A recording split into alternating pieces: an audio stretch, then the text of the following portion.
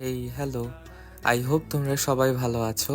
আজকের ভিডিওতে আমি তোমাদের সাথে একই রেসিপিতে কিভাবে 2 পদের তালের পিঠা বানাতে পারবে সেটারই একটা রেসিপি শেয়ার করব। তো আশা করছি ভিডিওটা তোমাদের ভালো লাগবে, স্কিপ না করে দেখতে হবে একদম শেষ পর্যন্ত।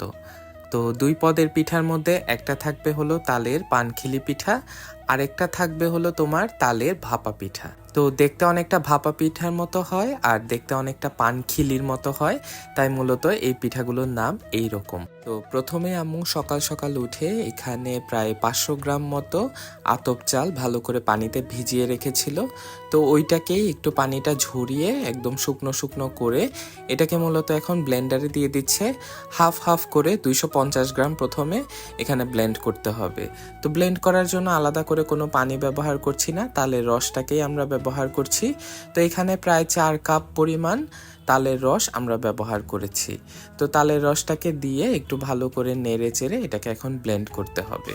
তো ব্লেন্ড করার পরে কনসিস্টেন্সিটা মূলত হবে অনেকটা এই রকম, একদম বেশি পাতলাও হবে না আর খুব একটা বেশি ঘনও হবে না, ধরলে যেন এইভাবে মানে ড্রপ হয়ে যায়, তোমরা এই ঘনত্বটা ধরে রাখিও। তো যাই হোক, আম্মু এই কাজটা করতে করতে আমি এখানে আম্মুকে একটু হেল্প করার জন্য নারকেলটা ভেঙে নিলাম। তো নারকেল থেকে এই যে পানিটাও বের হয়ে আসছে, এই নারকেলটাকে মূলত আমরা আজকে ব্যবহার করব পিঠা বানানোর জন্য। তো আমার হেল্প করা হলো মূলত আম্মুকে এই যে নারকেলটাকে ভালো করে কুড়িয়ে দেওয়া। তো আজকে আমরা নারকেল কুড়িয়ে নিচ্ছি মূলত হলো এইভাবে সরু সরু করে। তো কথা বলতে বলতে আম্মু বাকি চালটাকেও এখানে সুন্দর করে ব্লেন্ড করে নিয়ে চলে এসেছে। এখন চলো পিঠা বানানোর প্রস্তুতি নেই। তো এখানে আম্মু ব্যবহার করেছে একটা ডিমটাকে এখন ভালো করে ব্যাটারটার সাথে ভালো করে মিক্স করে নিচ্ছে একটু ঘুরিয়ে ঘুরিয়ে। এখন মিক্স করা ব্যাটারটার সাথে আমরা এখানে অ্যাড করে দিব 1 চা চামচ পরিমাণ ইস্ট। একদম ভরে ভরে 1 চা চামচ পরিমাণ দিলেই হবে, তোমরা একটু ভালো মানের ইস্ট এখানে ব্যবহার করতে পারো, তাহলে কিন্তু পিঠাটা খেতে অসম্ভব মজা হবে। তো এই তো ইস্টটা ভালো করে মেশানোর পরে এখানে আমরা পরিমাণ মতো চিনি দিয়ে দিলাম। তোমরা যতটুকু পরিমাণ চিনি খেতে চাও দিতে পারো। আমরা এখানে প্রায় 2 কাপ পরিমাণ চিনি এখানে ব্যবহার করেছি মিষ্টি হওয়ার জন্য। আর তালের তো একটা মিষ্টি সুন্দর ঘ্রাণ আছেই, তার সাথে আমরা এখানে লাল চিনিটা ব্যবহার করেছি। তো এখানে স্বাদের ব্যালেন্স করার জন্য 1/2 চা চামচ পরিমাণ লবণও দিয়ে দিয়েছি। এখন এটা ভালো করে মিক্স করে আমরা একটা হাঁড়িতে ট্রান্সফার করে নিচ্ছি। এখন এই হাঁড়িটাকেই মূলত আমরা রেস্টে রেখে দিব। তো এখানে একটা প্লাস্টিক র্যাপার দিয়ে আমরা র্যাপ করে নিচ্ছি যাতে করে বাতাসটা বের হতে না পারে। এখন এটাকে আমরা 4 থেকে 5 ঘন্টা রেস্টে রেখে দিব। সবচেয়ে বেশি ভালো হয় ওভারনাইট যদি রেস্টে রাখা হয়, তাহলেও কিন্তু পিঠা খেতে অসম্ভব মজা হবে। তো এই যে আমরা নিয়ে নিলাম কাঁঠাল পাতাটাকে এখন ভালো করে একদম পানি দিয়ে ধুয়ে পরিষ্কার করে নিলাম, একদম শুকনা কাপড় দিয়ে ভালো করে মুছেও নিয়েছি। এখন এটাকে টুথপিকের সাহায্যে আমরা বানাবো হলো পানের খিলির মতো করে। তো এই যে দেখো, কাঁঠাল পাতাটাকে এইভাবে মুড়ে নিলেই কিন্তু খুব সুন্দর একটা পানের খিলির মতো তৈরি হয়ে যাবে। এটার জন্যই মূলত কাঁঠাল পাতার এই তালের পিঠাটা দেখতে এত সুন্দর হয়। তাল পানের খিলিটা যত সুন্দর হবে, পিঠাটা দেখতেও কিন্তু তত সুন্দর হবে। তো এই তো টুথপিকটা দিয়ে কিন্তু সিল করে দেওয়া হয়েছে। এই যে পানখিলিটা দেখতে লাগতেছে এই রকম। তো চলো, আমাদের উপকরণ সবগুলো কিন্তু নিয়ে আসা হয়েছে, এখন পিঠাটাকে বানানোর পালা।